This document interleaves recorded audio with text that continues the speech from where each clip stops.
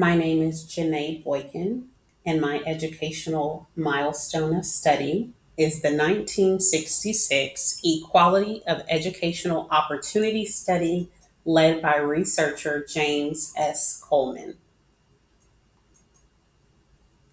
The background and context of the Coleman Report revealed that a student's family background and socioeconomic status had a greater impact on academic success than the resources available at their school.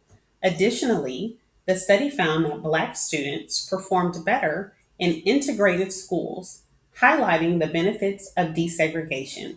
It also revealed that the quality of teachers and the influence of peers were identified as critical factors in student achievement, highlighting the importance of a supportive and high quality educational environment. The key findings of the Coleman Report found that Black students performed better in integrated schools, highlighting the benefit of desegregation.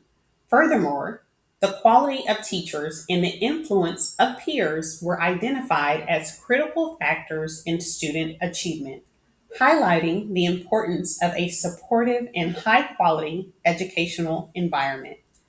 These key findings significantly influenced educational policies and practices.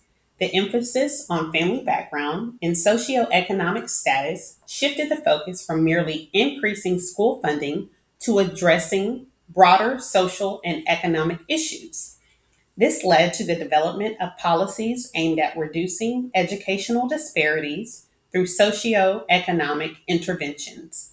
The findings that Black students performed better in integrated schools provided strong support for desegregation policies, promoting more inclusive and diverse educational environments. Additionally, the recognition of teacher quality and peer influence as critical factors in student achievement, displaying the need for investing in teacher development and fostering positive peer interactions, shaping future educational reforms and initiatives.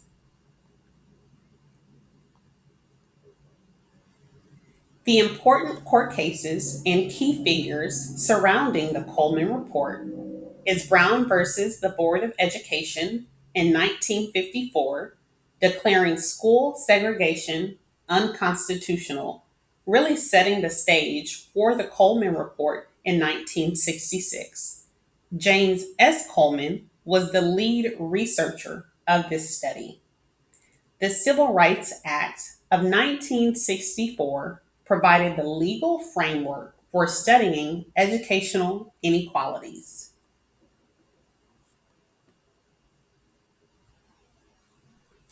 The significance of the milestones challenged the belief that increasing school funding alone would close achievement gaps, shifting the focus to social and economic factors. This influenced future education policies on integration and equity, such as Title I funding for low income schools. The report's emphasis on broader social issues remains relevant today, further affirming the need for diverse learning environments and policies addressing systemic inequality. In my experience, socioeconomic factors significantly impact educational outcomes, and the Coleman Report reinforced the importance of addressing these broader issues. Moving forward, I plan to use my doctoral degree in learning from Houston Christian University to advocate for inclusive and educational policies and practices that ensure equal opportunities for all students. The lasting impact of the Coleman Report led to significant policy changes promoting school desegregation, as its findings highlighted the benefits of integrated schools for Black students' academic performance. This encouraged the implementation of policies aimed at reducing racial segregation in schools. The report suggested further research into the socioeconomic influences on education, emphasizing that factors such as family background and socioeconomic status play a crucial role in academic success.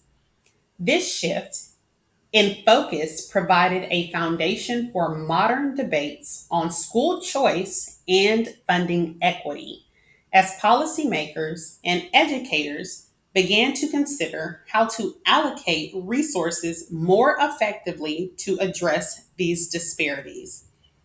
The Coleman Report's emphasis on socioeconomic factors also supported later studies such as Reardon's research on income based achievement gaps, which further explored the impact of economic inequality on educational outcomes.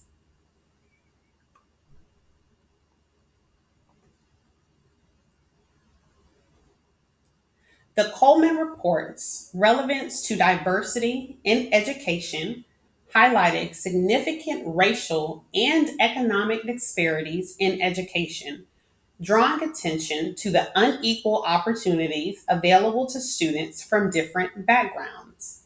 This revelation encouraged the development of policies aimed at supporting diverse learning environments, promoting inclusivity, and ensuring that all students have access to quality education.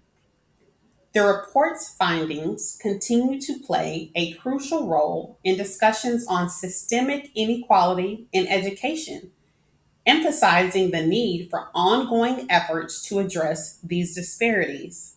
For example, Title I funding, which provides financial assistance to schools with high percentages of low income students, was influenced by the report's emphasis on addressing socioeconomic inequalities in education.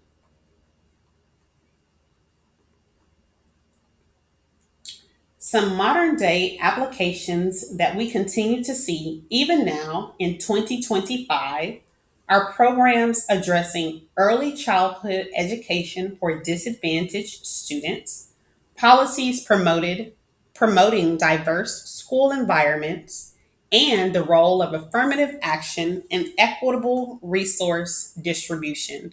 And these are just a few of the modern day applications that the 1966 Coleman Report influenced. The Christian perspective that I took while researching my educational milestone is Proverbs 31 8 through 9. Speak up for those who cannot speak up for themselves, for the rights of all who are destitute. Speak up and judge fairly. Defend the rights of the poor and needy. This passage emphasizes the importance of advocating for justice and supporting those who are marginalized or in need. The scripture calls for us to be fair and compassionate in our actions, aligning well with the principles of promoting equality and inclusivity in education and in other areas of our life. And as I said previously, one of the things that I really thought about while researching this Coleman report is how I can use my education to further promote the advocacy of those that are less fortunate in our educational society now more than ever. And so the scripture Proverbs 31 8 through 9 really spoke to me and further affirms that not only do I need to obtain my doctoral degree, but I should be very intentional with the way that I use it. And the way that I use it should partly be through advocacy for those in education that cannot advocate for themselves. So, for the discussion and conclusion, two questions that I would like to leave you with is how do we continue to address educational inequality today? And what policies or community actions can support equal education opportunities? The Coleman Report's relevance is still shaping today's educational landscape. These are the references that I used while researching the 1966 educational milestone of equality in education by James S. Coleman. Thank you for your time, and I look forward to more discussion around this topic.